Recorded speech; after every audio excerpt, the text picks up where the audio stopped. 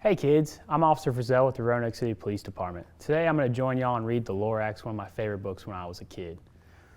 So, hope you guys enjoy Read Across America Day. So this is the Lorax by Dr. Seuss. So it says here, at the far end of town, where the grickle grass grows, and the wind smells slow and sour when it blows, and no birds ever sing excepting old crows, is the street of the lifted Lorax.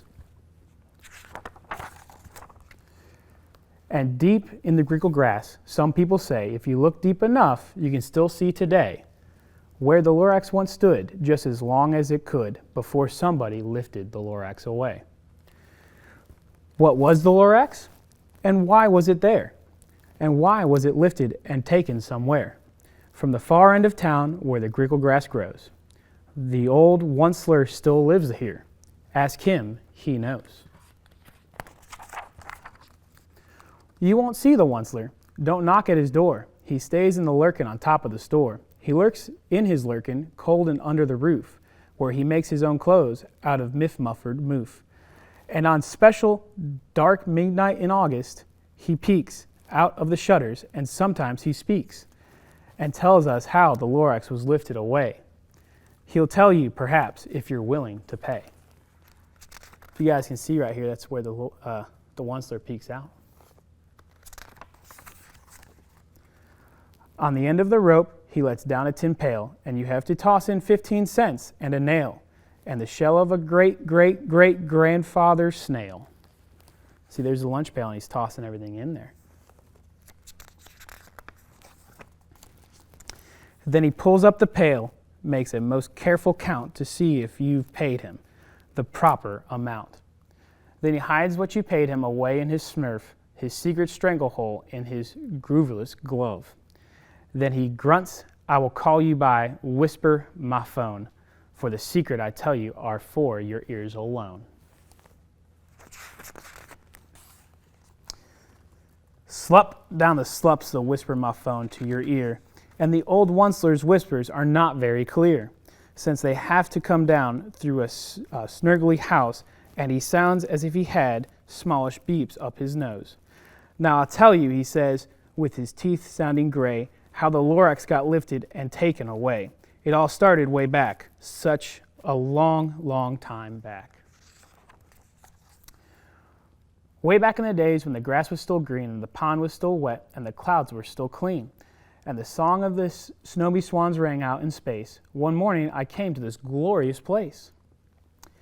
And I first saw the trees, the truffle of trees, the bright-colored tufts of the truffle of trees, mile after mile in the fresh morning breeze. And under the trees I saw brown barbaloops, frisking in their barbaloop soups, as they played in the shade and the truffle of fruits. From the rippleless pond came the comfortable sounds of the humming fish humming while splashing around.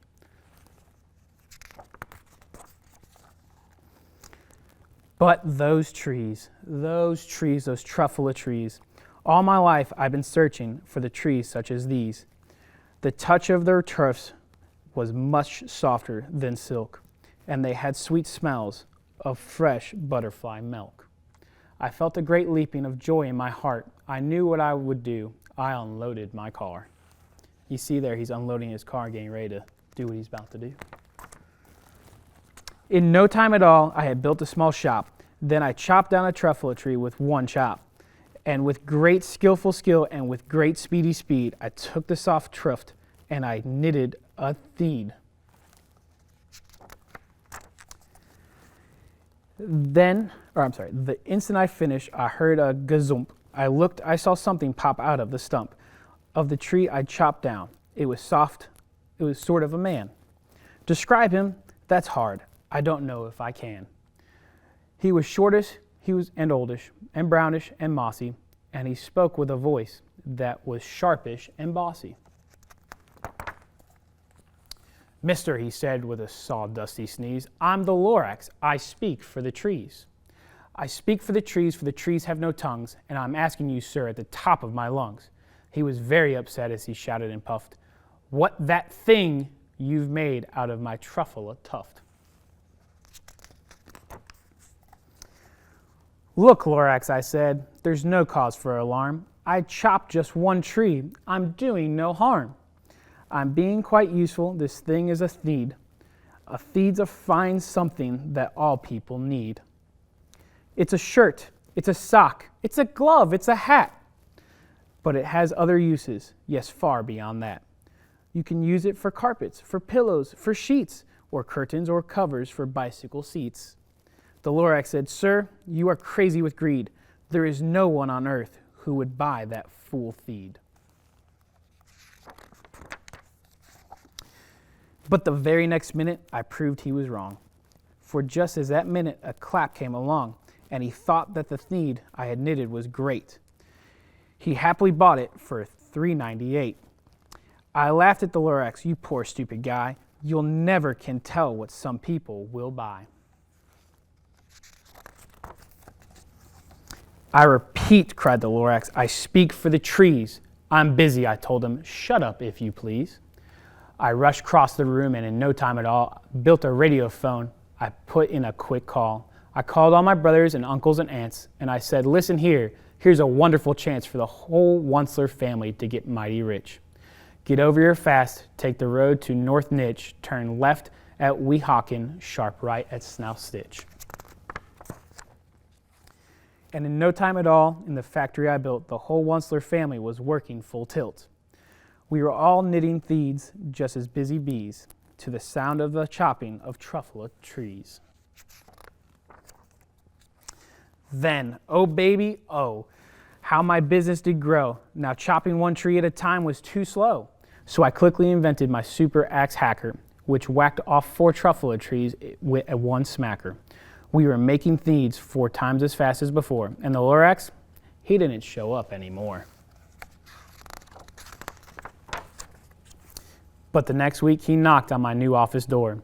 He snapped, I'm the Lorax who speaks for the trees, which you seem to be chopping as fast as you please. But I'm also in charge of the brown barbalas, who played in the shade in their barbalet suits and happily live eating truffle fruits. Now, thanks to your hacking, my trees are the ground. There's not enough truffle fruit to go around. And my poor barbaloots are all getting the crummies because they have gas and no food in their tummies.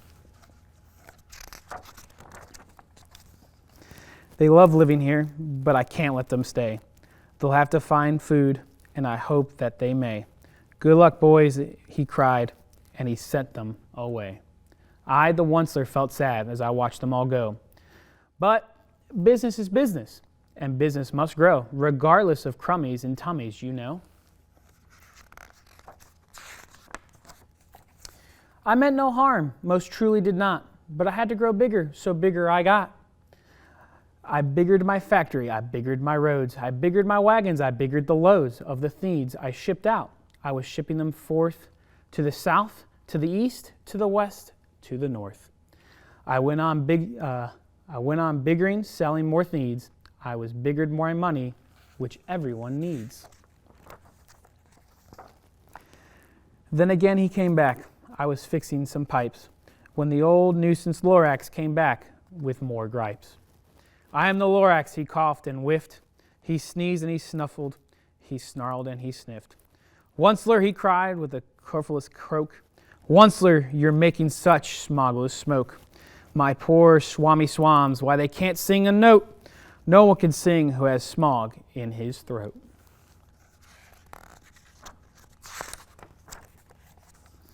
And so, said the Lorax, please pardon my cough. They cannot live here, so I'm sending them off. Where will they go? I don't hopefully know. They may have to fly for a month or a year to escape from the smog you've smogged up around here. And you see, all of them are having to leave now. Once more, snapped the Lorax. His dander was up. Let me a few words about the grumpily glup. Your machinery chops on day and night without stop, making glumpity glups, also sloppity slops. And what do you do with this leftover goo? I'll show you, you dirty old Onceler man, you. You're glumping the pond where the humming fish hum. No more can they hum, for their gills are all gummed. So I'm sending them off. Oh, their future is dreary. They'll walk on their fins and get woefully weary in search of some water that isn't so smeary. And then I got mad. I got terribly mad. I yelled at the Lorax, "Now listen here, Dad. All you do is yap, yap, and say bad, bad, bad, bad. Well, I have my rights, sir, and I'm telling you, I intend to go on doing just what I do. And for your information, you Lorax, I'm figuring on biggering and biggering and biggering and biggering, turning more truffula trees into thieves, which everyone needs."